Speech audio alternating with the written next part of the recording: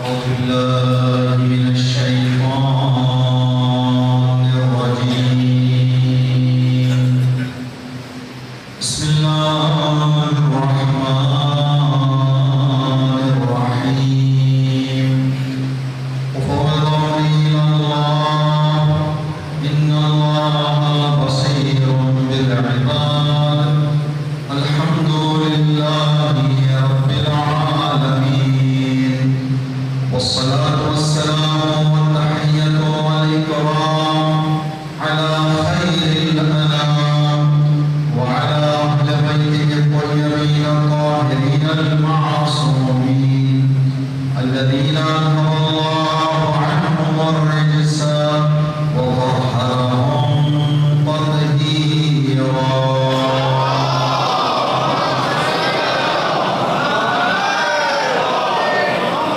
اللهم الطلعة الرشيدة والغرة الحميدة واكحلنا بني بنظرة مني إليك وعجل فرجا وسهل مخرجا وأوسع منهجا واللعنة على أعدائهم أجمعين.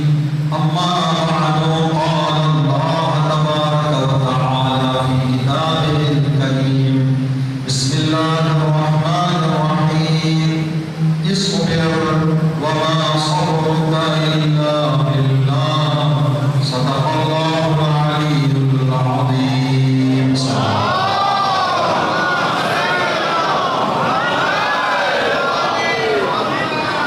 اس مجلس ادا کے قبول ہونے کے لیے اور اس مجلس ادا کے ثواب اور اجر کو مرحومہ سیدہ شاہین تاج صاحبہ کی روح کو احسان ہونے کے لیے، مرحومہ کے گناہان کبیرہ و صغیرہ کی بخشش، مرحومہ کے درجات کی بلندی اور مرحومہ کو جوار فاطمہ زہرا سلام اللہ علیہا میں جگہ نصیب ہونے کے لیے، مرحومہ کے انتقال سے لے کر اس مجلس چہلم تک جو کام بھی مرحومہ کی سال ثواب کے لیے انجام دیا گیا ہے، ان تمام کاموں کی قبولیت کے لیے اپنے اپنے مرحومین کو یاد کرنے کی توفیق اسی طرح سے ہماری زندگیوں میں ہمیشہ باقی رہنے کے لیے صلوات پڑھیں محمد و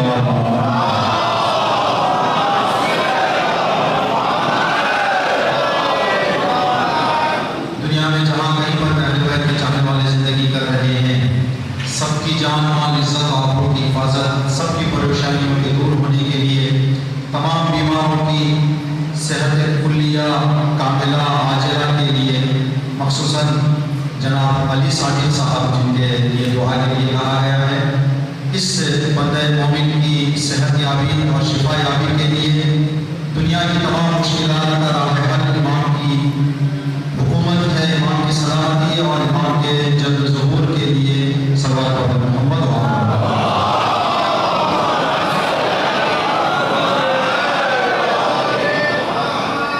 چہلم اور 40ویں کی ایک مومنہ کی مجلس ہے، اور اس مومنہ کی زندگی کی ایک خصوصیت کو ہم نے ذہن میں رکھتے ہوئے جس آیت کریمہ کو انتخاب کیا ہے آج کی اس مجلس کے لیے، تاکہ ہم سب دین کا ایک سبق سیکھ کر اور زندگی کا ایک مسئلہ جان کر یہاں سے اٹھیں۔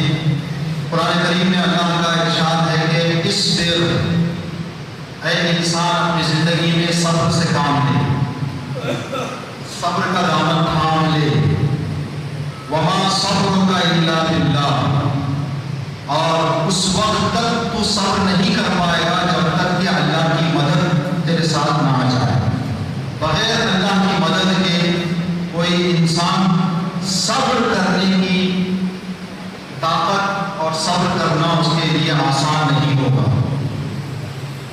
ہم جو اپنی زندگی گزار رہے ہیں، ہماری زندگی میں بہت سارے ایسے مسئلے پیش آتے ہیں، ایسے واقعات ہماری زندگی میں رونما ہوتے ہیں جن کے سامنے ہمیں صبر کرنا پڑتا ہے۔ کچھ ایسے کام ہیں جو دوسروں کو پتہ چل جاتے ہیں، کچھ ایسے کام ہیں جو دوسروں کو پتہ نہیں چلتے۔ ہر آدمی کا بھید ہر آدمی کو معلوم ہے، اور دین نے بھی ہم کو یہی سکھایا ہے کہ اگر تمہارے گھر کے اندر مشکل ہے تو چہرہ ایسا باہر لے کر آؤ، دنیا کہے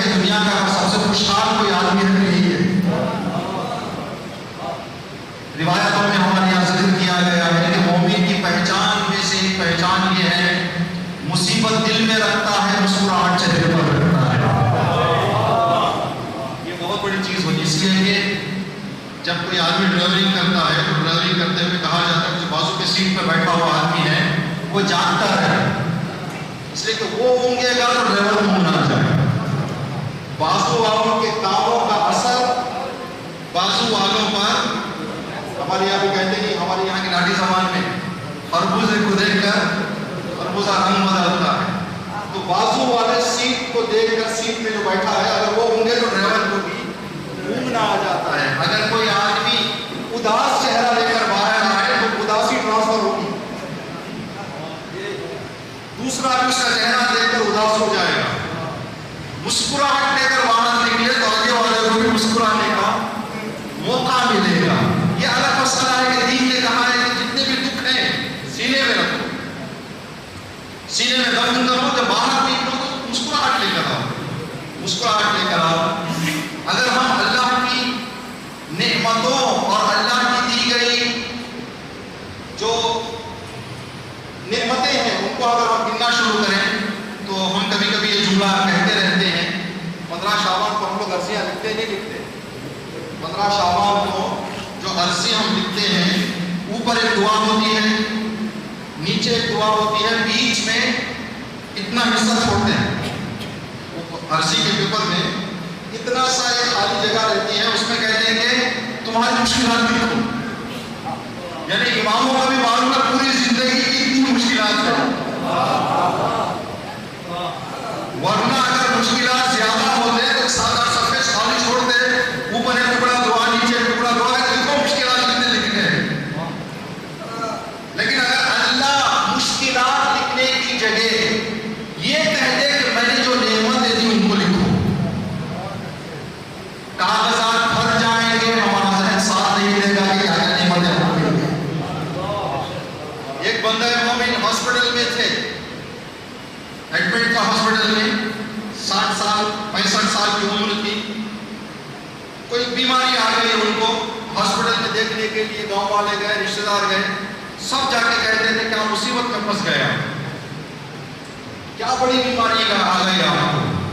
تو وہ جو بندہ خود بستر پہ لیٹا ہوا تھا وہ کہہ رہا تھا کہ بھائی یہ نہ کہو، 65 سال سکون کے تم بھول گئے، 2-3 بیماری کے یاد کر کے اللہ کو کہنا کیا مصیبت آ گئی. مجھے یہ 2 دن کی بیماری کا خیال نہیں ہے، وہ 65 سال جو سکون کے گزرے. ہماری زندگیوں میں راحت زیادہ ہے لیکن ہم وہ راحتوں کو توجہ نہیں کرتے، مصیبتوں کو زیادہ باہر لے کے آ جاتے. جس مومنہ کے 40ویں کی مجلس ہے، اس مومنہ کی زندگی میں کچھ ایسی باتیں تھیں جس پر ان کی زندگی میں بہت صبر سے انہوں نے کام کیا. جو دین کہہ رہا ہے اصبر وما صبرک الا باللہ، اللہ کی مدد تیرے ساتھ آ جائے گی. انسان کو صبر سے کام، مشکلات آتی رہیں گی چلی جائے گی. اب اس بندہ نے اس مومنہ کو جن چیزوں نے بھی پریشان کیا، کب تک پریشان کیا؟ جب تک ان کی روح قبض نہیں ہو گئی. اب وہ ہے ان کا صبر اور اس کی جزا ہے. اور وہاں پر جا کر دنیا کی پریشانیوں کو پریشان نہیں کر سکتی، ختم. اس لیے دعا میں مولانا المومنین حضرت علی ابن ابی طالب نے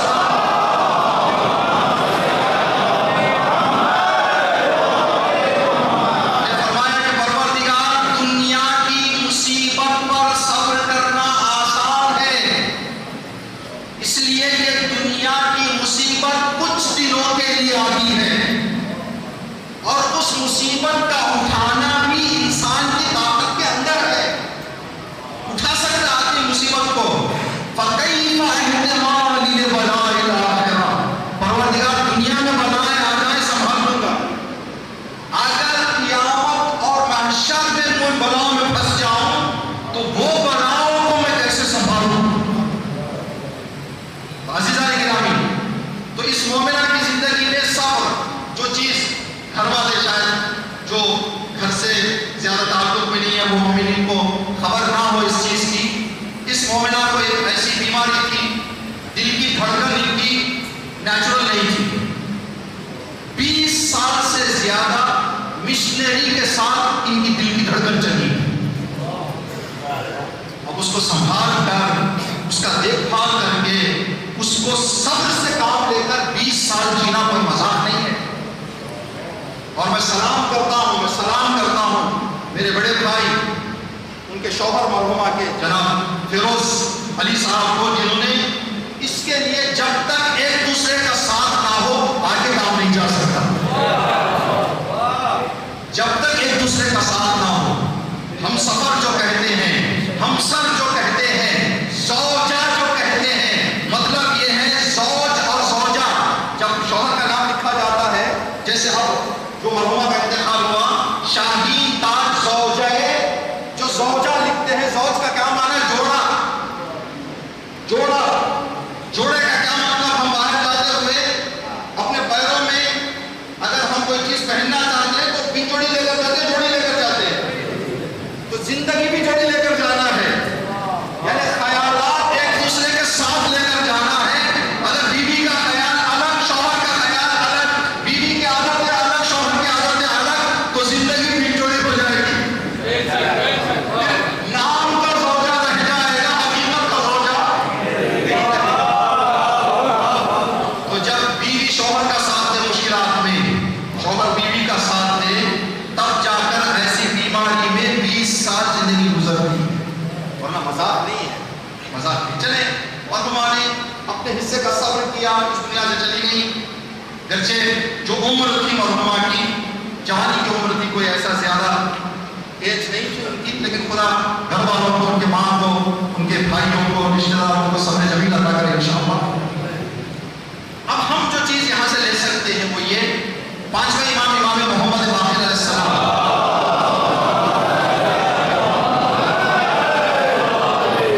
کی حدیث ہے، من لا یعد الصبر لنوائب الدہر یعجز. جو انسان دنیا کی مشکلات کے لیے پہلے سے صبر کو تیار نہ رکھے وہ زندگی سے ہار جائے گا. امام نے فرمایا کہ زندگی میں مشکلات تو آنا ہی ہے، ان مشکلات کے لیے پہلے ہی سے صبر تیار کر لو. امام نے یہ نہیں فرمایا کہ مصیبت آنے کے بعد صبر کرو، بلکہ فرمایا کہ مصیبت آنے والی تو کنفرم ہے، اس کے لیے پہلے سے صبر کو تیار کر کے رکھو. اگر تیار کر کے نہ رکھیں، بارش اگر آ رہی ہو اور بارش سے ہم کو بچنا ہے تو بارش آنے سے پہلے چھاتا خریدنا ہے. بارش کے درمیان، بارش کے بعد اس بارش سے بچنے والے نہیں. امام نے فرمایا کہ مصیبتوں کے آنے سے پہلے صبر تیار کر لو. اگر صبر تیار نہ کرو گے تو زندگی سے ہار جاؤ گے، زندگی سے عاجز ہو جاؤ گے، ناتواں ہو جاؤ گے. ایک خیال ہمارے ذہن میں جب صبر کے حوالے سے ہم نے چاہا کہ کچھ باتیں آپ کی خدمت میں عرض کریں.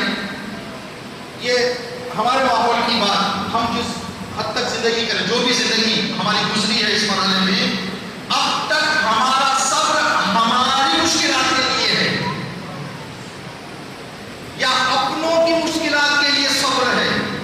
کبھی بھی ہم نے دین کے خاطر نہ کوئی مصیبت اٹھائی، نہ اس مصیبت پر کبھی ہم نے صبر کیا. یہ جملہ شاید ہمارے لیے تھوڑا سا ہمارے ماحول میں، ہندوستان میں جو دین کی طرف لوگوں کی توجہ اور دین کی قدر جاننا کم ہے، اس کی وجہ یہ ہے کہ علی کا چاہنے والا ہونے کی وجہ سے اب تک ہم نے تماچا نہیں کھایا. اس لیے کہ تو علی والا ہے، کسی نے اب تک ہمارا گریباں نہیں پکڑا، کسی نے ہمارے چہرے پر تماچا نہیں لگایا. جائیں تو ماؤں سے پوچھیں جنہوں نے علی کی محبت کے جرم نے اپنی گودوں کو اجڑتے دیکھا، اور وہ جو صبر کر رہے ہیں وہ یہ معمولی مصیبتوں کے لیے نہیں، بلکہ خدا کے دین کے لیے مصیبت. ایک دو واقعہ آپ کی خدمت میں عرض کریں گے. کربلا میں جو مرد اور عورتیں موجود تھیں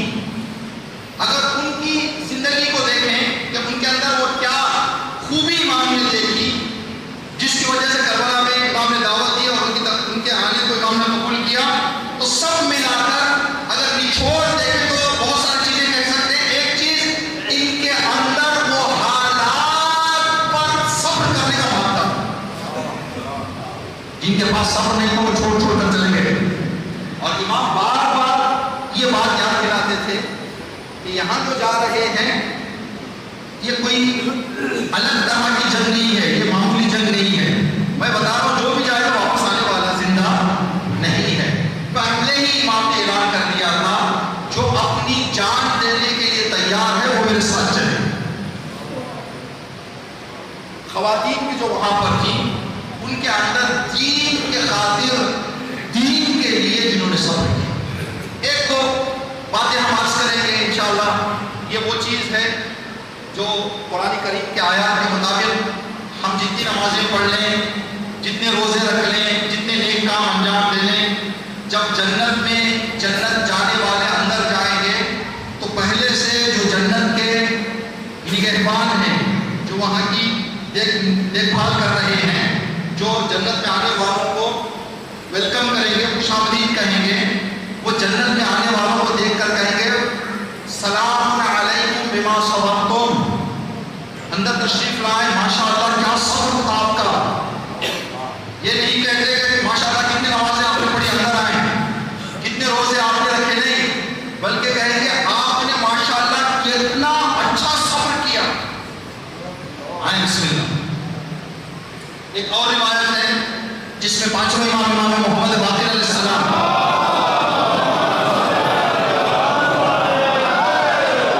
ارشاد فرماتے ہیں کہ قیامت کے دن اللہ کہے گا کہ جو جنت میں جانے کے حقدار ہیں وہ اٹھے جنت میں جائیں. تو ایک گروپ لوگوں کا اٹھے گا، ایک جماعت اٹھے گی لوگوں کی. تو دوسرے لوگ دیکھ کر کہیں گے کہ تم نے وہ کیا کام ایسا نیک انجام دیا، وہ اچھا تمہارا کون سا کام اچھا تھا جس کی وجہ سے تم جنت میں جا رہے ہو. تو وہ جواب دیں گے کہ ہم اس لیے جنت میں جا رہے ہیں کہ ہم دنیا میں صبر کرتے تھے. تو صبر کرنے والوں کو ایک خصوصی اہتمام کے ساتھ جنت میں لے جایا جائے گا.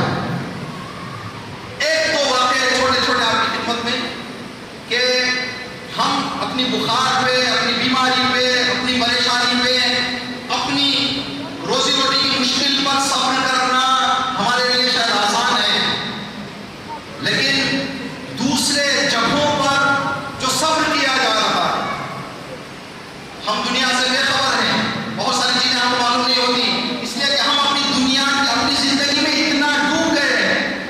ہماری مشکلات، ہمارے گھر کے مشکلات، ہمارے کاروبار کی مشکلات، اتنا ہم ان میں مصروف ہو گئے ہیں، ہماری زندگی کے باہر کیا گزر رہا ہے ہم کو خبر ہی نہیں ہے. اگر خبر ہے تو ٹینشن نہیں، اگر خبر ہے تو ٹینشن نہیں ہے. دنیا میں ان دنوں میں جیسے آج جمعہ کے خطبہ میں بھی آپ نے سنا، مجلس میں بھی آپ نے سنا، سویڈن میں ایک پاگل آدمی، اگر وہ عقل والا ہوتا تو بھی کام نہ کرتا، جہالت میں ڈوبا ہوا آدمی جا کے پولیس اسٹیشن سے پرمیشن لیا. کیا پرمیشن؟ کہ میں ایک سرکل پہ کھڑے ہو کر قرآن جلانا چاہتا ہوں. سویڈن گورنمنٹ سے ایک پڑھا لکھا ملک، ایک ترقی والا ملک، جا کے پولیس اسٹیشن پہ اس نے پرمیشن لی. جیسے ہم جلوس نکالنا چاہتے ہو پرمیشن لیتے ہیں، تو اس نے جا کے پرمیشن لی اور پولیس نے بھی پرمیشن دے دی، تاکہ ہمارا ملک آزاد ہے، جو آدمی جو کرنا چاہتا ہے کرے. پولیس کی سیکورٹی میں، پولیس کی نگہبانی میں پولیس کھڑی ہوئی تھی. یہ آدمی جو ٹائم پولیس نے اس کو دیا تھا، اس ٹائم پہ جو جگہ بتائی تھی اس جگہ کھڑے ہو کر کیمروں کے سامنے قرآن کو آگ لگایا. ٹھیک، اب اس کا جو بھی خیال، جو بھی نیت، جس ارادے سے اس نے کیا اللہ جانتا ہے. اگر بہت کے کیا ہے تو خدا ہدایت دے، اگر دوسرے تیسرے ارادوں سے ہے تو ایسے لوگوں سے دنیا میں اللہ خالی کر دے. عزیزان محترم، تو یہ بندے نے جو یہ کام کیا، ہماری آسمانی کتاب پر اس طرح کا مسئلہ پیش آیا، کیا اس سے ہمارے دلوں کو تکلیف نہیں ہوتی؟ کیا ہم صبر نہیں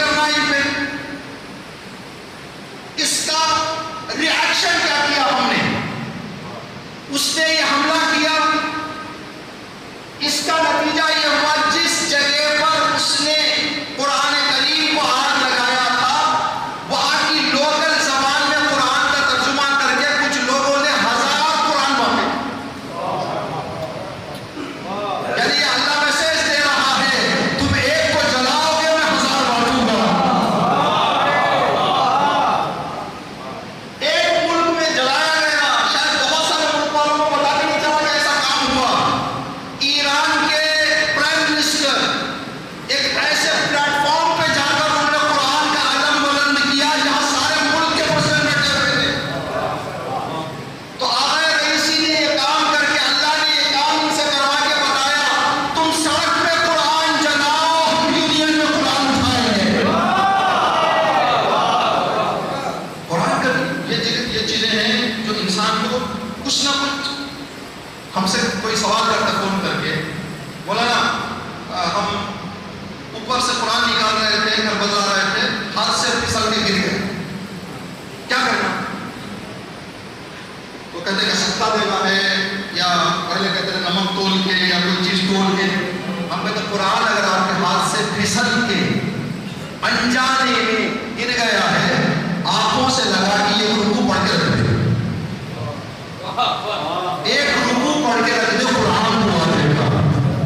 شاید اللہ بھی تمہارے ہاتھ سے یہ کام کروا رہا ہے، گھر میں ہے بھول گئے. قرآن کے گرنے کا احترام. آج ہم نے ایک اہل سنت مولانا کی تقریر سنی، اس میں وہ کہہ رہے تھے کہ قرآن کو وہاں پر جلایا گیا تو سارے مسجدوں میں نعرے کہ جو ملک جلایا مرد آباد، تمہارے تیجروں میں پڑھ کر دھول پڑ رہی ہے، اس کی عزت کا تم کو خیال نہیں. اس کا نعرہ کون لگائے؟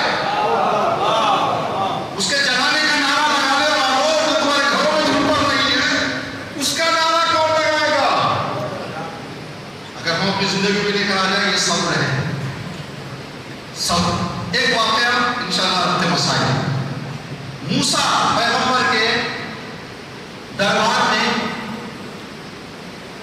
معاف کیجئے، فرعون کے دربار میں، موسیٰ پیغمبر کے زمانے میں فرعون کی بیٹی. اب اس ٹائم کا بادشاہ نہ صرف بادشاہ کی حد پہ وہ رکا بلکہ اپنے آپ کو کیا کہنے لگا؟ میں ہی خدا ہوں، میں ہی خدا ہوں، دنیا میں کوئی خدا نہیں ہے.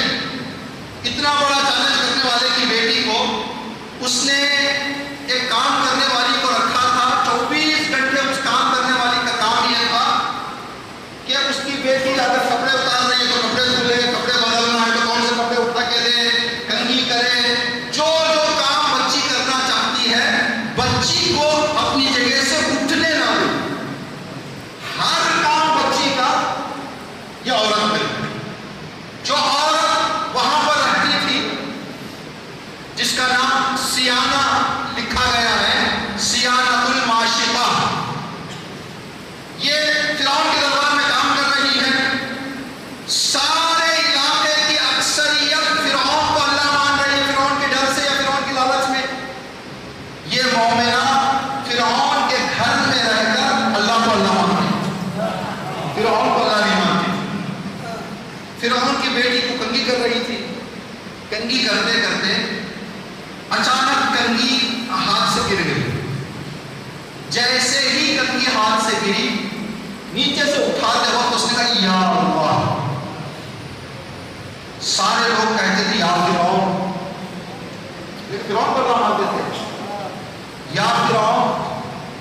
تو یہ ایک الگ چیز اس کی بیٹی نے سنی، یا اللہ. وہ ایک نیا جملہ تھا، نئی بات تھی. اس عورت کی طرف دیکھ کر کہا کہ کیا کہا تم نے؟ یا اللہ. یہ کون ہے یا اللہ؟ میرا اللہ. کہا تم میرے باپ کو اللہ نہیں مانتی؟ کہ نہیں، جس نے تیرے باپ کو پیدا کیا اور اس کو اللہ مانتی ہوں.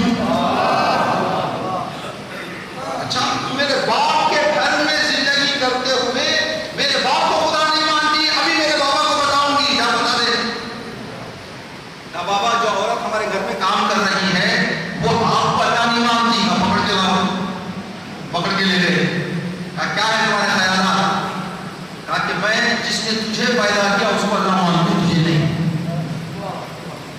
کہا سزا دوں گا، ورنہ اس لیے کہ تو اگر میرے دربار میں رہ کر ایسا کام کرے گی تو دوسرے لوگ بھی ہمت آ جائے گی. دوسرے بھی کہیں گے کہ نہیں بھائی، جب فرعون کے گھر میں رہ کر بھی ایک عورت فرعون کو اللہ نہیں مان رہی ہے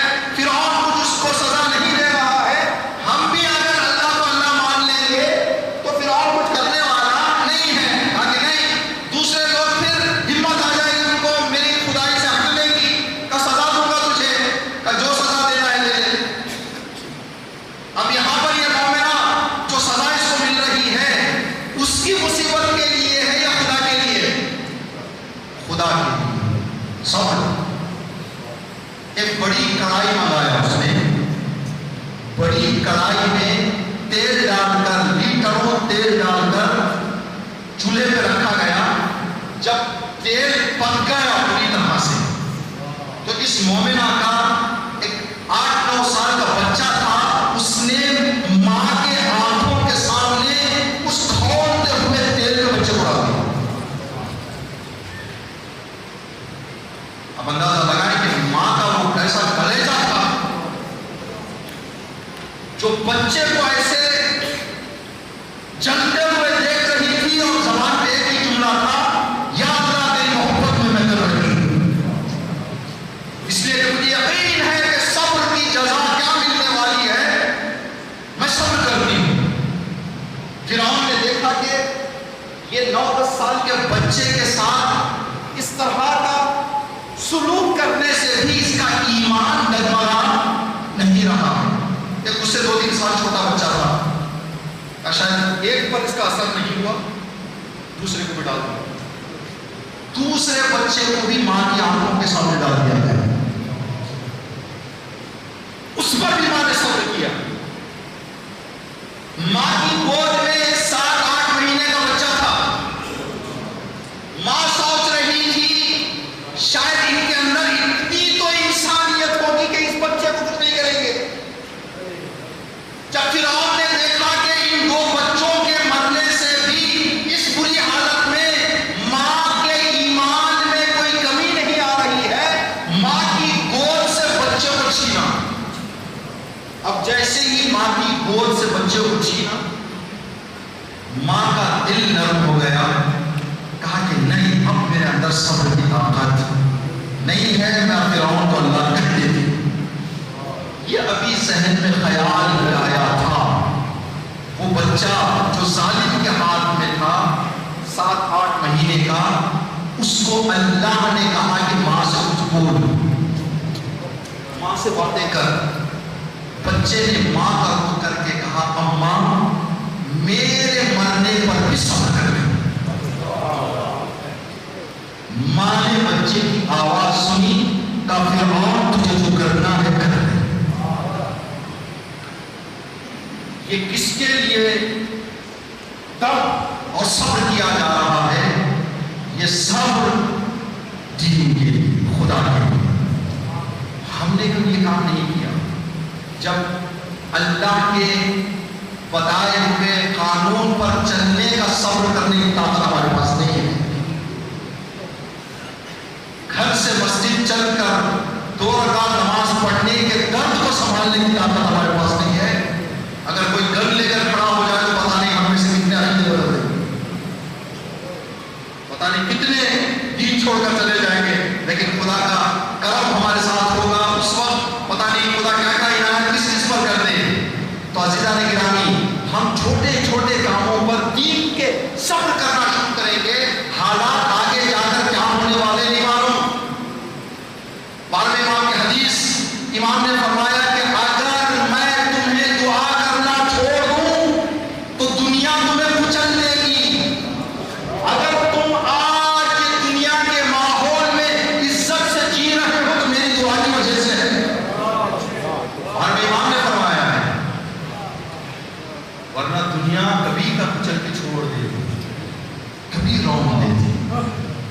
ہماری جان قربان موسیٰ پیغمبر کی زمانے میں زندگی کرنے والی اس خاتون پر اس نے اپنے 3 بچوں کی شہادت اپنے آنکھوں سے دیکھی، صبر کیا.